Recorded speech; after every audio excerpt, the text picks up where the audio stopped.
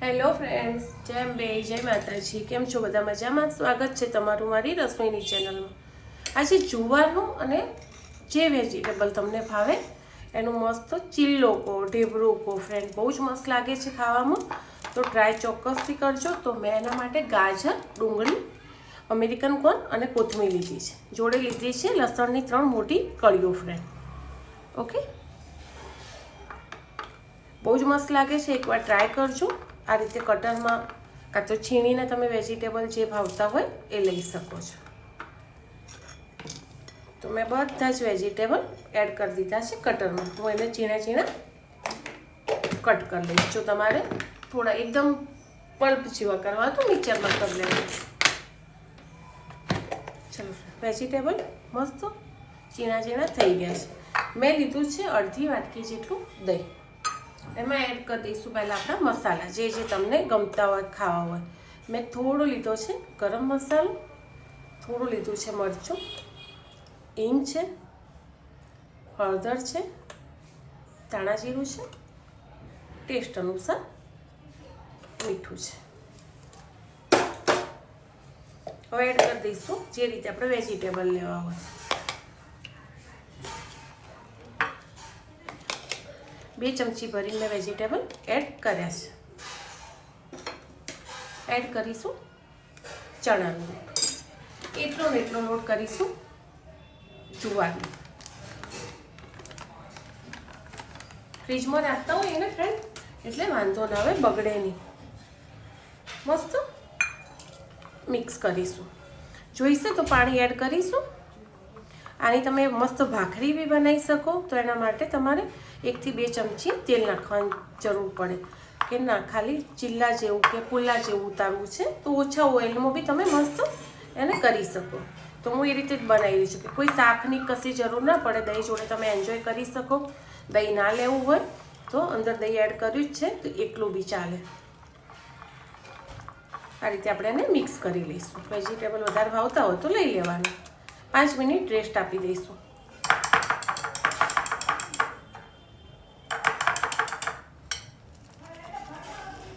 આ રીતે 5 minute rest આપીશું એટલે વેજીટેબલમાંથી બી જેટલું પાણી છૂટવાનું છે એટલું અંદર સેટ થઈ જશે. ટેસ્ટ કરીશું, અંદર એડ કરીશું તલ. એનો ટેસ્ટ બહુ મસ્ત લાગે અને ખાવામાં બી સારા. જો તમને સિંગદાણા ભાવતા હોય ને તો તમે શેકેલા સિંગદાણા બી ક્રશ કરીને એડ કરી શકો. મજા આવશે ખાવામાં. બેટર તૈયાર છે. 5 મિનિટ થઈ બી ગઈ છે. હવે આપણે એના ચીલ્લા ઉતારી દઈશું પુલ્લા પર. આને તમે તેલ વગર બી ઉતારી શકો, એકદમ મસ્ત લાગશે. પણ હું થોડું તેલવાળું કરીશ. પણ જેને ડાયટ હોય, જેને તેલ ના ખાવું હોય, એ તેલ વગર બી આ રેસીપી આ ખાવાનું બનાવી શકે. બહુ જ મસ્ત લાગશે. ચલો, તો મેં લઈ લીધું છે તેલ. એડ કરીશું આપણે 1 ચમચા જેટલું અંદર આપણું બેટર. પતળું જાડું તમારું ઉપર રહેશે. જો આથી પતળું કરવું હોય તો બી પાણી એડ કરી દેવાનું, બહુ જ મસ્ત થશે. જાડું કરવું હોય તો થોડું થીક રાખવાનું. વેજીટેબલ છે ને એટલે થોડું જાડું સારું લાગશે.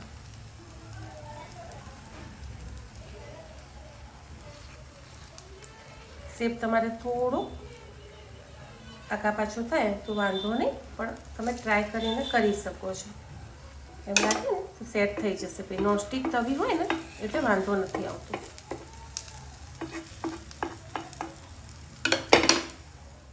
ઉપરથી થોડા મસ્ત તલ, મેં તમને એમ કીધું સિંગદાણા, તમને જે ભાવતું એ બી તમે મસ્ત ઉપરથી એડ કરી શકો છો. કોથમીર છે, ઝીણા ઝીણા મરચાં સમારેલા, બહુ જ મજા આવશે. ધીમા તાપે એને ચડવા દઈશું. ચાલો, તો ફેવરી લઈએ. એકદમ સોફ્ટ બનશે ફ્રેન્ડ. હવે થોડો ગેસ ફૂલ કરી દઈશું. બસ તેલની વધારે જરૂર પડશે નહીં. 1 ચમચી તેલમાં તમે 3 થી 4 પુલ્લા ઉતારી શકો. ચાલો, ફેવરી લઈએ. એટલો મસ્ત લાગે છે. ચલો, લઈ લઈશું. એ જ રીતે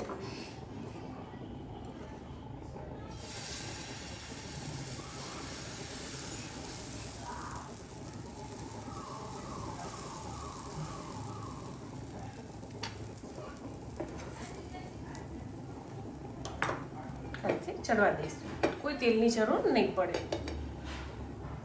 એડ કરીશું ઉપરથી મસ્ત તલ.